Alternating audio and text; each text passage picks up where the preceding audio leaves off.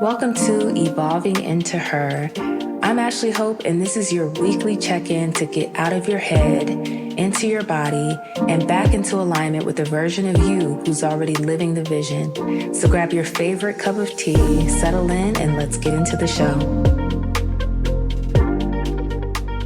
Hey, friend, and welcome back to Evolving Into Her. This is your host, Ashley Hope. And before we get into today's conversation, I want to take a minute and share something so dope with y'all. First of all, thank you. The messages you guys send me, the shares, the love, the ratings, the way this podcast has been moving and scaling, it's been phenomenal. It's been mind-blowing in the best way possible. And I know that this is a God thing. Like, this is all him, because it doesn't even make sense how this podcast is growing. And so even though I'm not on Instagram right now, I can still feel the community showing up. I can still feel the energy. I can still feel the impact, and it means everything to me. And speaking of things that meant everything to me, somehow my honey got Charlemagne to shout me out and this podcast on The Breakfast Club. Like, what? On nationally syndicated radio?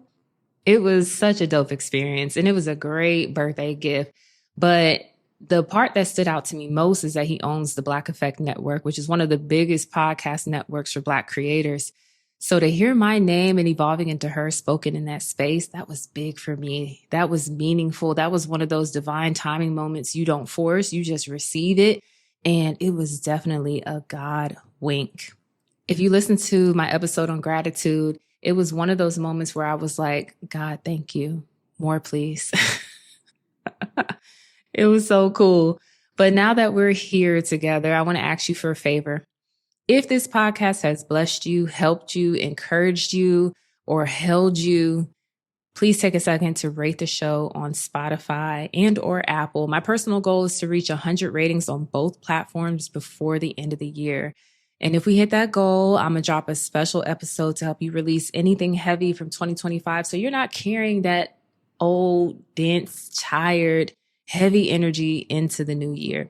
Just think of this as a clearing, as a reset, something you can come back to whenever you need it.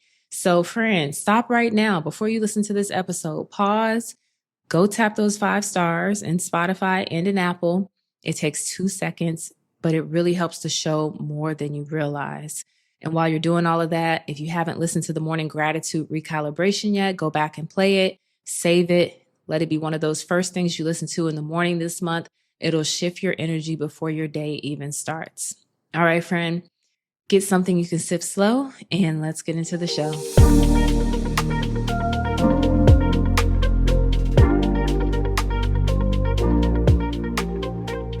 Okay, so I think where we can start with this is what the word of the year really represents. So your word of the year is not a resolution. It is not this full personality transformation. It's not I'm about to change my entire life when the clock strikes 12 and it's January 1st. It's just a simple grounding point. It's something you can return to when life feels loud or confusing, or you need to reset or recenter. It's something that centers you back into who you're becoming. It's something that gently guides your decisions when old patterns and habits and mindsets try to pull you back. And friend, trust me, they will. Okay. And so here's the part I need you to really hear. You are allowed to change your word too. You're not locked into this word. So if you need to change it, that's fine. You're not failing if your word evolves with you. You're a dynamic woman. All right. And your intention can shift as you shift. That is evolution. That's identity work. That's being honest with yourself. All right. So now I want to walk you through the evolving into her way of choosing your word of the year. And friend, you can choose your word of the year however you feel like you want to choose your word of the year. There's no right or wrong. I just want to give you a framework, a guide. This is the process I swear by. It's simple, it's intuitive, and it won't overwhelm your nervous system. So step 1, oh yeah, get out your handy dandy notebooks, girls, because we're taking notes, baby. So number 1, you're going to ask yourself one grounding question, not 10 questions, girl, not a whole journal page, just one question. What did this year require of me? And really allow yourself to be honest with yourself. Did this year require patience? Maybe it was strength, boundaries, healing, stillness, courage, expansion, rebuilding. And it's important to ask yourself this question because your next season is usually born from the one you just lived. Okay, so if this year required survival, then your next word might invite you into softness or support.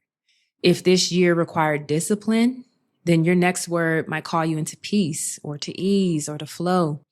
If this year required letting go and releasing, your next word might be openness or expansion. So this question alone will start revealing the direction you're heading in. We're not done yet. So after you finish step 1, step 2, I want you to tap into the woman you're becoming. And this is where the identity comes in. And so ask yourself, who am I becoming? And what does she need from me this upcoming year? Not who you were this year, not the tired version of you, not the version of you that's still healing from something old, not the version of you from 5-10 years ago, child. This upcoming year, who am I becoming and what does she need from me? I'm talking about the version of you that's already emerging, the woman you see glimpses of, the one who's starting to feel more real as each day passes, the one you pray about, the one you set intentions about, you journal about. What does she need? And to give you some ideas, does she need consistency? Does she need discipline, boldness, trust, more faith? Does she need to let go and release?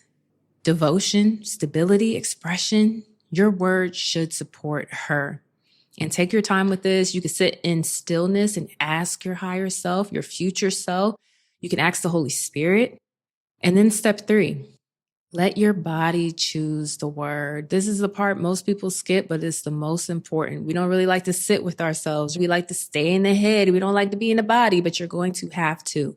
So once you've come up with a word or even a list of words, you can test them with your body and how your body and spirit respond. So say the word out loud.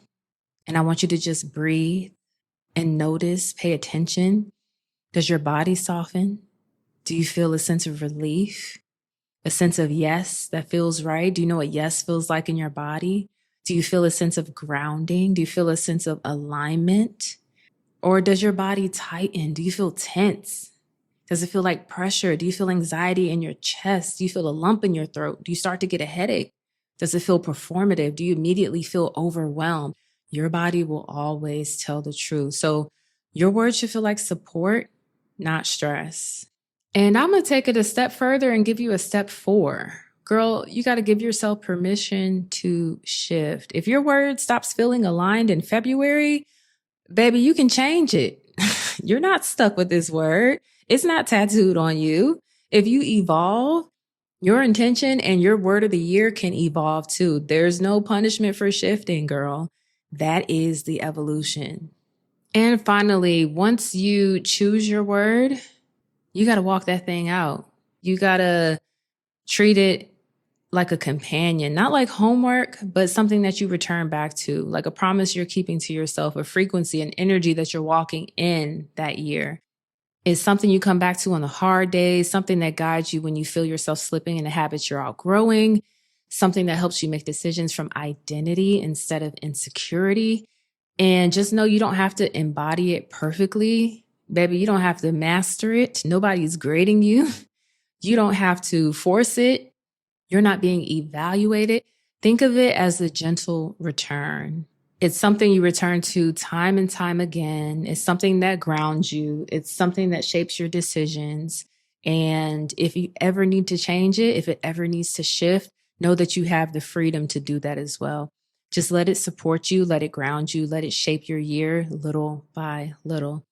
So sis, as we move through December, no matter what this month feels like for you, I want you to choose your word without the pressure, okay? And not the word you think you should pick, not the word that sounds cute, not the word that fits someone else's season or someone else's journey.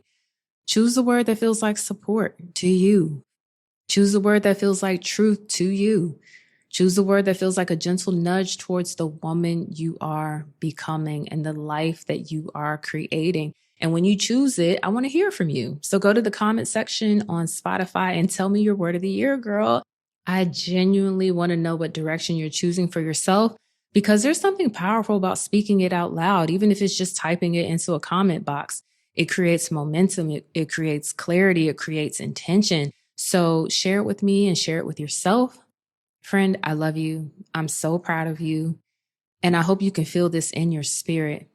You are not starting from scratch. You are stepping into a new season with more wisdom, more awareness, more alignment than you've ever had before. Your evolution is happening in real time. You don't have to force it. You don't have to rush it. You just have to keep choosing you day by day, word by word, moment by moment, breath by breath. Thank you for spending this time with me. Thank you for trusting me to walk with you on your journey. And I can't wait to see what word you choose, because I already know God is moving you into something beautiful next year. Friend, I'll see you for the next episode of Evolving Into Her. I'll talk to you soon. I'm Ashley Hope, and you've been listening to Evolving Into Her. Thank you so much for being here with me. Thank you for choosing her, for choosing yourself. And until next time, stay in devotion to your becoming.